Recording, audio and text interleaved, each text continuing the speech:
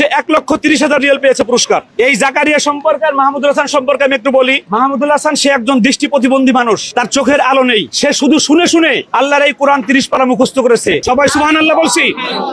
শুনে শুনে মুখস্থ করে সে সারা পৃথিবীকে বিজয় পরাজিত করে 1 নম্বর হয়েছে। এর চাইতে বড় বিজয় আমার মনে আর নাই। আর আমাদের নুরুদ্দিন জাকারিয়া, সে বিগত 7 বছর একাধারে সে এই হারামে যাওয়ার পর থেকে সে প্রতিদিন রোজা রেখেছে। তার বাবা আমাদের মাদ্রাসার 5 থেকে 700 ছাত্র একাধারে প্রতিদিন রোজা রেখেছে। আর সে প্রতিদিন কমপক্ষে 17 ঘন্টা, বিগত 7 বছর 17 ঘন্টা এই কোরআন নিয়ে মেহনত করেছে। এই মেহনত করার কারণে কোরআন তাকে আজকে সম্মানিত করেছে।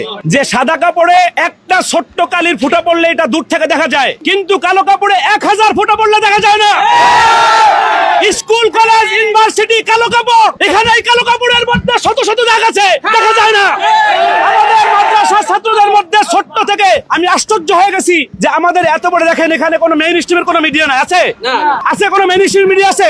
আমাদের এই বিষয়টা আমরা দেখতে চাই যে আমাদের মিডিয়ার ভাইরা ওনরা চাইলে আমাদের এই বিষয়টা আমরা যে ভালো কাজ করি কোরআন নিয়ে, আমাদেরকে ঘরে ঘরে পৌঁছাই দিতে পারে ইনশাআল্লাহ।